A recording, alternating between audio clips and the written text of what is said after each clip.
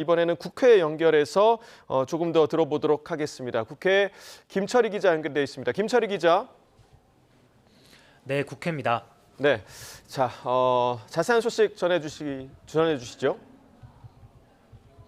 네, 먼저 민주당과 조국혁신당 합당 소식부터 전해드리겠습니다. 오늘 뗀 건 민주당 정청래 대표인데요.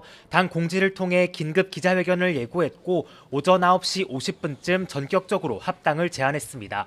지방선거를 앞두고 지지 기반이 겹치는 호남 등의 지역에서 경쟁 구도가 형성되는 중에 나온 제안인데 직접 들어보겠습니다.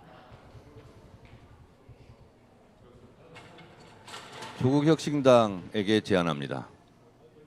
우리와 합칩시다. 6.3 지방선거를 따로 치를 이유가 없습니다. 1시간쯤 뒤 조국혁신당 대표도 최고위 공개 발언을 통해 의원총회와 당무위원회를 통해 여론을 수렴하겠다고 화답했습니다. 역시 당사자 목소리 들어보겠습니다. 최선의 길이 무엇인지 국민과 당원의 목소리를 경청하겠습니다.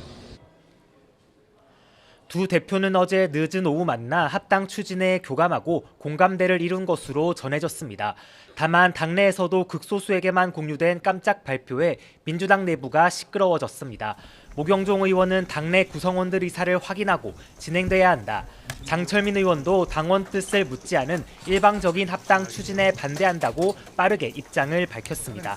공교롭게도 오늘부터 사흘간 1인 1표제에 대한 당내 의견 수렴이 시작된 만큼 합당 제안을 일종의 승부수로 보는 시각도 있습니다. 네, 또 검찰개혁 법안도 여당 내부 갈등의 뇌관인데 관련해서 의원총회가 진행됐다고요? 네, 민주당은 오전 10시부터 중수청과 공소청 신설법, 이른바 검찰개혁법 논의를 위해 정책의원총회를 열었습니다. 중수청 이원화 문제 해결과 공소청 수장회, 검찰총장 명칭 박탈, 보안수사권 예외적 부여 등이 핵심 쟁점입니다. 민주당 핵심 관계자는 다양한 의견을 들어본 뒤 지도부가 권한을 위임받고 이후 정부의 결과를 통보하는 방식이 될 거라고 귀뜸했습니다.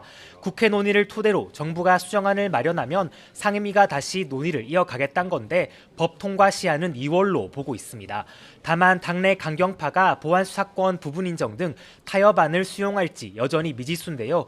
의원총회와 같은 시각 진행된 국회 토론회에서 범여권 법사위원들은 보안 수사권 완전 박탈을 거듭 외치기도 했습니다. 네, 이번엔 국민의힘 소식도 알아보겠습니다. 장동혁 대표, 조금 전에 저희가 박근혜 전 대통령을 만난 소식을 전해드리기도 했는데 벌써 단식 8일째입니다. 건강 상태가 심각한 상황이죠? 네, 장 대표가 민주당을 수사할 통일교, 공천원금 쌍특검 도입을 촉구하며 단식에 돌입한 것이 지난주 목요일입니다. 만 일주일이 지나면서 산소 포화도 같은 활력 징후가 연일 악화하고 있는데 새벽부터는 흉통을 호소하고 있습니다. 이에 의료진은 뇌 손상뿐 아니라 심정지 가능성까지 언급하며 병원 이송을 요청하고 있지만 장 대표는 여전히 요지부동입니다. 이에 국민의힘은 단식 중단을 촉구함과 동시에 여권의 쌍특검 도입을 재차 압박했는데요. 직접 들어보겠습니다. 이제 이재명 대통령께서 답해야 할 것입니다. 쌍특검을 수용하기 바랍니다. 보수 야권 공조도 강화하고 있습니다. 개혁신당 이준석 대표는 아침 라디오에서 장 대표 측과 어느 정도 공조 방안을 논의했고 이르면 오늘부터 합의대로 움직일 예정이라고 밝혔습니다. 네, 그리고 이해훈 기획예산처장관 후보자 청문회 관련 소식도 전해주시죠. 네, 자료 제출 문제로 한 차례 무산된 이해훈 후보자 청문회가 내일 다시 열립니다.